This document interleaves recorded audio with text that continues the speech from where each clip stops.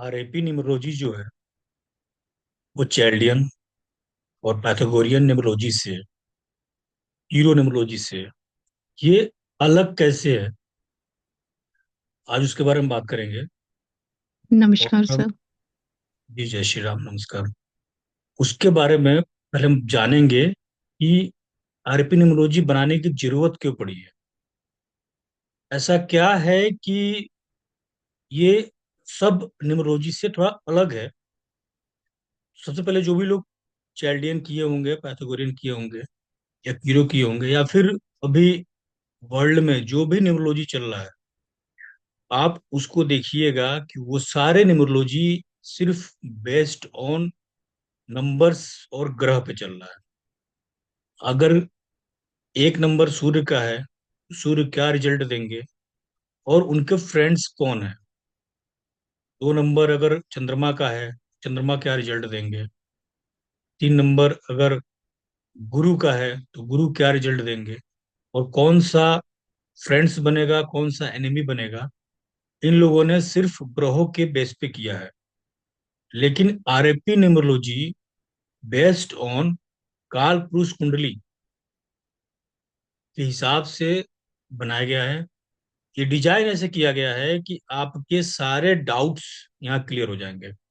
Example के लिए, आप जब कोई भी न्यूमरोलॉजी उठाएंगे तो उसमें बोलते हैं कि 3 और 6 शत्रु होते हैं। उसके पीछे का रीजन जो लोग देते हैं, उसमें बताते हैं कि 3 जो है वो देवताओं के गुरु हैं, और जो 6 है वो शुक्र देवताओं राक्षसों के गुरु माने जाते हैं। तो ये देवताओं और राक्षसों के गुरु के होने के वजह से 3 और 6 को हमेशा शत्रु बताते हैं लोग। लेकिन जब हम डीप जाते हैं और चीजों को जब हम देखते हैं तो हमें क्या दिखाई देता है कि गुरु की जो राशि है, मीन राशि, उसमें शुक्र ग्रह जा करके उच्च के हो रहा है। मीन में जाकर के शुक्र ग्रह उच्च के हो रहा है। अब मुझे एक चीज समझिए आप, कि अगर देवताओं के गुरु और देवताओं के और राक्षसों के गुरु के बीच अगर मतभेद इतना ज्यादा बता रखा है, दिखा रखा है, तो फिर शुक्र जो है मीन राशि में जाके उच्च के कैसे हो रहा है। और फिर ये बोलते हैं कि 5 और 6, 5 नंबर के जो स्वामी है वो बुध है, और 6 के जो है शुक्र है। तो बोलते हैं कि जो बुध और शुक्र है आपस में बहुत ही अच्छा मित्र माना जाता है। अगर ऐसा है तो फिर बुध की राशि जो कन्या राशि है उसमें शुक्र नीच के क्यों होते हैं। इसका जो रीजन है वो जितने भी न्यूमरोलॉजी बना हुआ है वो लोग अच्छे से डिफाइन नहीं कर पाए। वो लोग सिर्फ और सिर्फ ग्रहों को लेकर चल रहे हैं, और हाफ नॉलेज हाफ ज्ञान सबको दे रहे हैं। कहीं से भी वो डिफाइन नहीं कर सकते हैं कि कौन सा मेन रीजन है जिसके वजह से ये शत्रु बन रहा है और ये शत्रु नहीं बन रहा है। आप जो ऑनलाइन जब देखेंगे तो बहुत सारे जो न्यूमरोलॉजिस्ट हैं ये आके बोलते हैं कि ये इसका शत्रु है, ये इसका मित्र है। मान लीजिए 1 नंबर 8 नंबर का शत्रु है, 8 नंबर 1 नंबर का शत्रु है, ऐसे बताते हैं लोग। लेकिन जब हम ग्राउंड लेवल पर चेक करते हैं तो पता चलता है कि जितने भी 1 नंबर वाले हैं उनके जीवन में उनके इर्द गिर्द 8 नंबर वाला ही घूम रहा है। और अगर 8 नंबर वाला उनके आसपास घूम रहा है, उनके हित मित्र जितने भी हैं वो सब 8 नंबर वाले ही मिल रहे हैं, जिनका मूलांक 8 है, जिनका जन्म 8 तारीख को, 17 तारीख को हुआ है, और 26 तारीख को। तो इसके पीछे का रीजन कुछ और है। हम जैसे बोलते हैं कि 6 और जो है 9 बहुत अच्छा माने जाते हैं, लेकिन 6 9 के लिए अच्छा है या फिर 9 6 के लिए अच्छा है। और अगर 6 9 के लिए अच्छा है तो किस फील्ड में अच्छा है ये हमें जो है कोई बता नहीं पाता अच्छे से। इस आरपी न्यूमरोलॉजी में सबसे अच्छी बात यही है कि आपको ये चीज बताया जाएगा कि 6 9 का मित्र है तो क्या फायदा दे रहा है मित्र, 9 9 वाले को क्या देने के लिए आया हुआ है। और अगर 9 वाला 6 का मित्र है तो 9 वाला 6 के लाइफ में क्या लेके आ रहा है। हम 9 और 6 मूलांक की बात कर रहे हैं। इसी तरह से मैंने इस पे कुछ रिसर्च किया और पाया कि ये जो न्यूमरोलॉजी है उनको ज्यादा सटीक समझ में आएगा जिन जिनका कुंडली में मंगल बहुत अच्छा होगा, क्योंकि ये बना है हनुमान जी की कृपा से। और मंगल जो है जिसका अच्छा होगा वो लोग इस न्यूमरोलॉजी को सीख पाएंगे। सबके बस की बात नहीं ये न्यूमरोलॉजी सीख जाए। उसके अलावा जब भी आप इस न्यूमरोलॉजी को करेंगे, उसको करने से पहले एक बार हनुमान चालीसा का पाठ कर लीजिए, या फिर 108 बार हनुमान जी का मंत्र जाप करके फिर इस न्यूमरोलॉजी को पे काम कीजिए। आपको रिजल्ट सेम टाइम मिलेगा और बहुत ही एक्यूरेट रिजल्ट मिलेगा। ऐसा कोई व्यक्ति आपको कहते हुए नहीं मिलेगा कि नहीं मेरे पे काम नहीं कर रहा है और मेरे पे काम कर रहा है। इसके अलावा हमने इसको जब टेस्ट किया तो मैक्सिमम लोग मेरे पास आए कि मेरा डेट ऑफ बर्थ ही नहीं पता है ओरिजिनल। फिर मैंने काम किया, जिनका आधार कार्ड या जिनका बर्थ सर्टिफिकेट या फिर जो 10th का सर्टिफिकेट पे जो उनका डेट ऑफ बर्थ पड़ा हुआ है। आधार कार्ड तो लगभग इंडिया में सबके पास है, तो जिनका आधार कार्ड है, आधार कार्ड पे जो डेट ऑफ बर्थ दिया हुआ है, आप उस डेट ऑफ बर्थ के हिसाब से भी किसी का प्रिडिक्शन आराम से कर सकते हैं। सबसे अच्छी बात मैंने क्या देखा, मैंने जब रिसर्च किया इस पे तो मैंने पाया कि जिन लोगों का दो दो डेट ऑफ बर्थ है, किसी का बचपन में जन्म कहीं भी और हुआ था बट मम्मी पापा को एक्यूरेट नहीं पता था, फिर बाद में एक्यूरेट पता चला, तब तक उनका एडमिशन हो चुका था, तो वो दो दो अपना डेट ऑफ बर्थ कैरी कर रहे हैं। तो उस चीज में जब डीप रिसर्च किया तो मैंने पाया कि ऑलमोस्ट उनका जो मूलांक बनता है वो दोनों डेट ऑफ बर्थ सेम बनता है। उदाहरण के लिए किसी का जन्म तारीख मैंने देखा 15 तारीख को हुआ है, तो 15 को हम 1 और 5 को जोड़ेंगे तो 6 बनेगा। जब मैंने देखा उसमें कि इनका मूलांक 6 बन रहा है और उनका जब सर्टिफिकेट में जाकर चेक किया या आधार कार्ड पे चेक किया तो उनका वहां 24 लिखा हुआ है। मैंने पाया ऑलमोस्ट जो है जो उनका जन्म रियल बर्थ का जो मूलांक था वही मूलांक उनका जो सर्टिफिकेट पे गलती से बना है या छपा हुआ है वो डेट का मूलांक लगभग सेम आ रहा है। मैक्सिमम लोगों का मैंने चेक किया है, 80% लोगों का मैंने पाया है ये चीज। ये मेरा खुद का रिसर्च है, मैंने देखा इस चीज को। तो मैं क्या ढूंढा कि क्या ये एक्यूरेट काम कर रहा है आधार कार्ड बेस्ड जो है। तो मैंने देखा कि जिनका आधार कार्ड बेस्ड है उनके पे भी ये न्यूमरोलॉजी बहुत ही एक्यूरेट काम कर रहा है। इतना पे मैं नहीं रुका। इसके बाद लास्ट 1 मंथ 2 मंथ से मैं रिसर्च पे लगा हुआ हूँ। मैं रिसर्च में क्या पाया कि जिन लोगों का दो दो दो डेट ऑफ बर्थ हो गया, मतलब जन्म कभी और हुआ था और सर्टिफिकेट में कुछ और है, तो उनका मूलांक तो लगभग सेम मैच कर गया। लेकिन उनका जो ऐड कर रहे थे, पूरा टोटल कर रहे थे, जो भाग्यांक हम बनाते हैं पूरा ऐड करने के बाद भाग्यांक उनका दो अलग अलग बन के आ रहा है। सबसे इंटरेस्टिंग पॉइंट यहाँ पे है, सबसे इंटरेस्टिंग टॉपिक ये है कि दो दो, अगर किसी का जन्म तिथि दो दो बन के आ गया, मूलांक तो मैच हो गया बट भाग्यांक अलग अलग आ गया, वहां पे जो रिजल्ट है आप देखेंगे कि जो सबसे ज्यादा डेट ऑफ बर्थ कैरी कर रहा है उसका ओरिजिनल से ज्यादा उसका आधार कार्ड वाला कैरी कर रहा है अपने लाइफ में। इसीलिए जब हम किसी का डेट ऑफ बर्थ में के हिसाब से नाम रखते हैं किसी का, तो नाम भी देखिएगा क्या होता है कि हमें लगता है कि मैंने किसी बच्चे का नाम रेंडम ऐसे रख दिया, बट एक्चुअल में आपने नाम को चूज नहीं किया, नाम ने बच्चे को चूज किया है और तब जाकर के उसका नाम वो रखवाया है। और जनरल जो आप किसी पंडित जी के पास जाएंगे तो बोलेंगे कि इसका राशि बता दीजिए, तो वो राशि का नाम कुछ और बताएंगे और आपने अपने बच्चे का नाम कुछ और रखा हुआ है घर में बोलने वाला है। लेकिन जब मैं इसमें डीप स्टडी किया, रिसर्च किया, जब देखा मैं, तो मुझे क्या दिखा कि जो नाम आपने रखा है अपने बच्चे का और जो पंडित जी नाम बता रहे हैं उनमें डिफरेंस क्यों आ रहा है। चंद्रमा का जो पॉइंट्स है वो कहीं ना कहीं जिस जन्म राशि में जन्म लिया, मान लीजिए कोई व्यक्ति मकर राशि में जन्म लिया, लेकिन चंद्रमा के पॉइंट्स उसमें बहुत कम है। तो आप क्या देखेंगे कि चंद्रमा का पॉइंट्स उसमें बहुत कम है, तो वो बच्चे का वो अल्फाबेट उसको सूट ही नहीं करेगा। तो उस अल्फाबेट से उसका नाम ही नहीं रखा जाएगा, उसका नाम बिल्कुल होगा ही नहीं उस नाम पे। तो क्या होगा, जिसमें चंद्रमा ज्यादा पॉइंट दे रहा होगा वो व्यक्ति, उसके माता पिता, बच्चे के माता पिता उस राशि के नाम पे अपने आप वो ढूंढवाएगा, अपने आप ढूंढवाएगा, वो घुमाएगा और आपसे वो वर्ड निकलवा देगा। और आपको लगेगा मैंने अपने बच्चे का नाम रखा है। पंडित से पूछेंगे, पंडित जी इसका राशि का नाम ये है बट नाम तो मैंने ये रखा है। पंडित जी क्या बोलेंगे, अरे आप कुछ भी रख लीजिए, लेकिन इसका राशि का नाम ये है तो यही होगा। लेकिन मैं बोलता हूँ ऐसा नहीं होता है। अगर चंद्रमा अच्छा है, स्ट्रांग है जिस राशि में, उसी राशि से आपका नाम रखा जाएगा।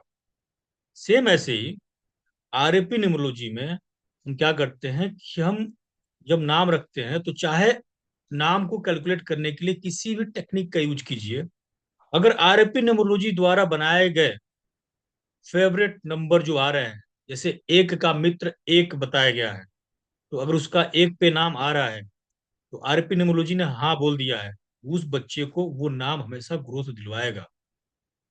कोई डाउट नहीं कि ग्रोथ नहीं दिलवाएगा, 100% ग्रोथ दिलाएगा। कई बार होता है घर का नाम ग्रह के राशि के हिसाब से रखा जाता है, लेकिन जब हम बच्चे का एडमिशन कराते हैं उस टाइम पे हम नाम कुछ और रख देते हैं, तो कुछ बच्चों का तो फिक्स बढ़िया रखा जाता है, कुछ बच्चों का उतना अच्छा नहीं रखा पाता, तो लाइफ में वो बहुत अच्छा ग्रोथ नहीं कर पाते हैं। फिर हम आरपी न्यूमरोलॉजी के द्वारा नाम को सेट करते हैं और फिर हम बताते हैं कि उसमें एक अल्फाबेट बढ़ा दीजिए या एक अल्फाबेट कम कर दीजिए, उससे भी उसका चीजें ठीक हो जाएगा। ठीक है। जैसे आप लोग बड़े बड़े स्टार्स के देखते होंगे कि ऋतिक में एच लगा दिया, तो ऐसे ही किसी का एस नाम है तो एस में कुछ और भी पहले अल्फाबेट लगा दिया जो उसको सूट कर रहा था। इससे क्या होता है कि जो ग्रह है हमारे वो अच्छा रिजल्ट देना शुरू कर देते हैं। जैसे एक और चीज मैं देखा हूँ कि मान लीजिए आपकी लाइफ में कोई गाड़ी आ रही है, तो आप गाड़ी लेने गए, आपको गाड़ी का नंबर मिल गया, तो शायद ही कोई बता पाए कि ये गाड़ी आपके लिए क्या लेकर के आया है आपके जीवन में। बहुत ही कम लोग बता पाएंगे इस चीज को। वो सिर्फ ग्रह लेवल पर रखेंगे कि ये ग्रह है, अगर 6 नंबर गाड़ी बन रहा है तो अब 6 शुक्र हैं तो आपको लग्जरी देगा, ये देगा, वो देगा। लेकिन आरपी के हिसाब से, आरपी न्यूमरोलॉजी के हिसाब से पता चला कि वो 6 नंबर आपके लिए अच्छा नहीं है, आपको प्रॉब्लम दे रहा है। आप 6 नंबर लेके खुश हैं, वहां आपको प्रॉब्लम दे रहा है आरपी न्यूमरोलॉजी के हिसाब से। तो आप उस गाड़ी को लेने के बाद एक्सीडेंट, चोट के पेट में फंसे रहेंगे। ये जो मैं बता रहा हूँ पूरा टेस्टेड है और 100% एक्यूरेट काम करता है। मान लीजिए किसी की शादी के लिए जा रहे हैं आप, आपको कुंडली मिलान में डाउट हो रहा है कि 36 में 12 गुण मिल रहा है, 18 गुण मिल रहा है, 20 गुण मिल रहा है। अगर 12 18 मिल रहा है तो आप ये मान के चलिएगा कि आरएपी भी वहां पे आपको ना करेगा, मना कर देगा। और मैं ये बोलता हूँ कि लोग बोलते हैं ना कि 36 में 12 गुण होता तो भी मैं शादी करा देता हूँ। सब जो है ना आधे नॉलेज वाले बात करते हैं, ऐसा जरूरी नहीं है सर। अगर आपका 12 और 18 से कम मिल रहा है, अगर वहां पे ग्रह मना कर रहा है कि नहीं यहाँ पे मैच नहीं कर रहा है, तो आरएपी भी आपको मना करते हुए दिखेगा। इसमें कोई डाउट नहीं है। ठीक है। किसी का ट्रू 18 से ऊपर। ट्रू एग्जाम्पल है सर, मेरी दोनों गाड़ी 6 नंबर की थी, मैं 8 नंबर की हूँ, मेरी गाड़ी दोनों बिक गई। कार भी बिक गई और स्कूटी भी बिक गई रिसेंटली। बिल्कुल। तो मैं रिसर्च में यही सब चीजें रिसर्च कर रहा हूँ कि हर चीजों को पकड़ पकड़ कर रिसर्च कर रहा हूँ कि कैसे क्या रिजल्ट दे रहा है। आप कुंडली मिलान के लिए गए और कुंडली में बता दिए 24 गुण से मिल गया, आपको आरएपी से उसका डेट ऑफ बर्थ जब मिलाएंगे तो आपको दिखेगा कि आरएपी भी वहां पे हाँ बोल रहा होगा। तो आरएपी न्यूमरोलॉजी इतना एक्यूरेट है कि ये नेक्स्ट जनरेशन जो आएंगे लोग, नेक्स्ट जनरेशन जो ज्योतिषी बनेंगे नेक्स्ट जनरेशन में, उनको इतना टाइम नहीं रहेगा, वो इतना सीख भी नहीं पाएंगे कैलकुलेशंस। 400 कैलकुलेशन प्लस 50 कॉम्बिनेशन, परेशान हो जाएंगे वो लोग। तो ये जो न्यूमरोलॉजी बना हुआ है, इस न्यूमरोलॉजी का फायदा ये चीज है, ये आप बहुत आराम से बहुत कम टाइम में एक्यूरेट रिजल्ट निकाल सकते हैं। मान लीजिए आपका कुछ प्लानिंग है, जैसे आस्था जी बार बार बोलते रहती हैं कि मेरे को थोड़ा बताइए कि जो है कब इवेंट घटित होगा। तो इवेंट में बोलता हूँ कि आप पहले साल को पकड़िए कि इस साल में ये ग्रह इस राशि में यहाँ मूव कर रहा है। उसके बाद आप जो है सन को पकड़िए, इस मंथ में ये यहाँ पहुंचेगा। उसके बाद तब मून को पकड़िए कि इस डेट में जाकर के इस डेट के आसपास आपका एक्टिविटी हो जाएगा। अब पर्टिकुलर किस चीज का, पैसे का है तो फिर वहां बीनस को पकड़ लीजिए, शुक्र ग्रह को पकड़ लीजिए। संतान से संबंधित है तो जुपिटर को पकड़ के रखिए आप। फिर उसमें आप सूर्य को लगा दीजिए, चंद्रमा का गोचर लगा दीजिए। आप डेली का निकालेंगे तो आपको पता चलेगा। इवन मैं बता रहा हूँ, हाल ही का अपना टेस्टेड बता रहा हूँ। मैं एक ट्रेवल किया, ट्रेवल के दौरान वंदे भारत में ट्रेवल कर रहा था। तो वंदे भारत में जब मैं आ रहा था तो मुझे नंबर मिला। रास्ता जी आप कैलकुलेट कीजिएगा, और उसके बाद मीनू जी जी आप थोड़ा calculate कीजिएगा। मैं आप लोगों को दोनों जी अलग सर। टास्क दूंगा, आप लोग कैलकुलेट करके बताइएगा, जिससे आपको प्रैक्टिस हो जाएगा थोड़ा। जी सर। जब मैं ट्रेन में चढ़ रहा था तो मुझे बोगी नंबर मिला C3। मेरा मूलांक है 6। ठीक है। अब मुझे आप बताइए आस्था जी, मूलांक मेरा 6 है और मुझे बोगी नंबर मिला C3। अब उस C3 मेरे लिए कैसा रहेगा, मैं उसमें क्या कर रहा था, मैं किस चीज के लिए एक्साइटेड हो रहा था, उसमें क्या करने की कोशिश कर रहा था, बताइए आप मुझे।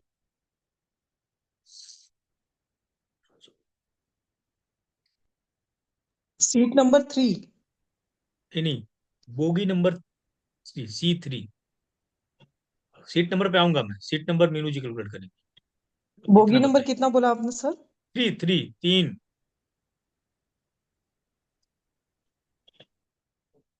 Okay okay. मैं उसमें क्या ज्यादा करने की कोशिश किया होऊंगा।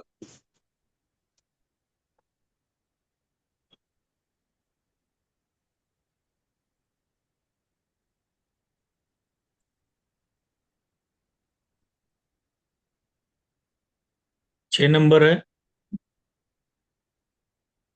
लग्न तीन बन गया। और छह। लग्न बन गया बार मीन का। मीन लगन बन गया। 3 कहाँ कहाँ पे क्या क्या रूल कर रहा है। 3 फोर्थ हाउस में, और जुपिटर की राशि। फोर्थ हाउस क्या है।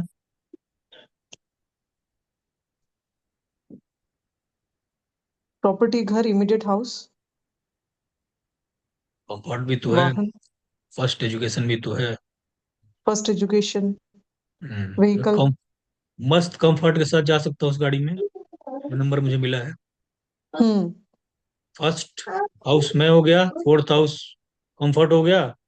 मस्त जी। इंजॉय करते हुए, रिलैक्स करते हुए मैं गया, काफी कंफर्ट फील किया। मीनू जी आप जस्ट बताइए। Because of number. हाँ, बिकॉज ऑफ नंबर मिला। आपको कौन सी बोगी मिल रही है, आप उस टाइम पे कौन से बोगी में क्या एक्टिविटी करेंगी, आपको यहाँ तक बताएगा रहेंगे। मीनू जी आप फ्री हैं।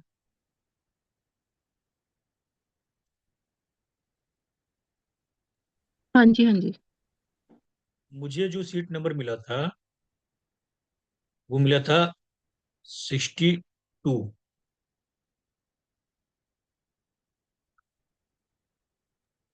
वॉइस ब्रेक हो गई है आपकी। मुझे जो सीट नंबर मिला था, सीट नंबर था 62। तो 62। हाँ, अब मेरा मूलांक 6 है और सीट नंबर 62 मिला था। तो हाँ जी। उस सीट पे मैं कैसा फील किया, या क्या किया मैं।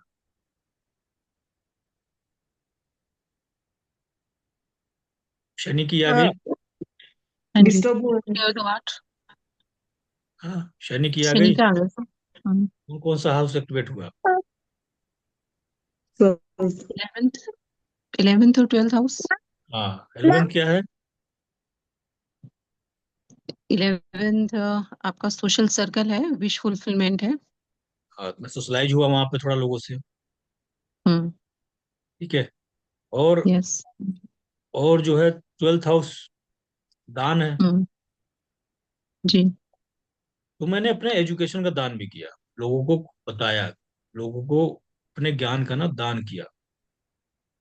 और 12th हाउस खर्चा भी है। खर्चा है। खर्चा मतलब ज्ञान का ही दान किया, खर्चा किया बिना पैसे लिए मैंने लोगों का। उसमें कुछ लोगों की कुंडली देखा, कुछ लोगों को फ्री में ज्ञान ट्रैवलिंग दिया। में ट्रैवलिंग में खर्चा भी तो हुआ होगा ना? हाँ, ट्रेवलिंग में खर्चा हुआ। बस उसके अलावा हम्म। जो है, जो 12th हाउस है, उस समय मैं लोगों को फ्री में एडवाइस दिया, फ्री में कुंडली देखा। लोगों 11th हाउस लोग मेरे पास आए, अपने आप आए, उनको पता चल गया कि ये ज्योतिषी हैं। उसने फोन पे, कॉल पे एक कॉल आया तो मैं बात कर रहा था, तो बगल वाले जो बैठे थे लोग वो खुद ही आए, और वो खुद ही सोशलाइज हुए मुझसे, मुझसे बात की है, 11th हाउस एक्टिवेट हो गया। उसके बाद फिर वो बोले अब हमारे बारे में देखिए, फिर मैंने उनको फ्री में देखा, सब कुछ उनको बताया। हम यहाँ ये हम यहाँ ये लेके चल सकते हैं ना कि 12th हाउस में 11th साइन है, इक्वेरियस साइन, सोशलाइजेशन का साइन है। हाँ, वो तो सोशलाइज वो हुआ भी, होगा उस टाइम। वो हाँ ना, वो भी एक्टिवेट हुआ ना? बिल्कुल।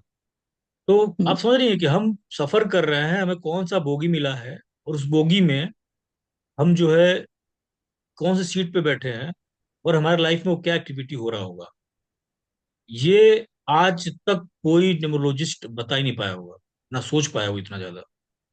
दो चीज मैं बता रहा हूँ, आपके साथ इतना हम्म। एक्यूरेट काम कर रहा है ये। ठीक है। अभी मान लीजिए। और जो पब्लिक पब्लिक में जो सोशलाइज हुए वो भी अपने प्रोफेशन को लेके हुई ना आपका? अभी तो आपका प्रोफेशन यही है, एस्ट्रोलॉजी एज ए प्रोफेशन। हाँ, 4th हाउस एजुकेशन बताया था मैं आपको इसमें। हाँ जी, वो प्राइमरी एजुकेशन आपने बोला ना। हाँ, अर्ली एजुकेशन मैं मैं ग्रांट किया, दान किया। इलेवेंथ और 12th हाउस को लेके मैं बोल रही हूँ। साइन दोनों सैटर्न के हैं, बट सैटर्न की दो साइन है, 10 नंबर और 11 नंबर। हम्म। तो प्रोफेशन भी हुआ, सोशलाइजेशन भी हुआ, डोनेशन भी बिल्कुल हुआ, बिल्कुल पब्लिक से बिल्कुल मीटिंग भी हुई, है ना? तो बिल्कुल हम बिल्कुल इनको दोनों को लेके चलेंगे। बिल्कुल। जी। और मान लीजिए ठीक है आस्था सर। जी, आपका घर नंबर कितना है? अभी जो रिसेंटली है सर वो 203 है। 2035 बन गया। आपका नंबर जी, कितना है? 8 नंबर। आप निकालिए, क्या दे रहा है आपको घर? गेम्स। कौन से हाउस पे एक्टिवेट कर रहा है? 5 नंबर बनाना। 203 है ना, 5 बना। 11। तो जी। आपका 8 में कौन कौन सा हाउस एक्टिवेट हुआ है?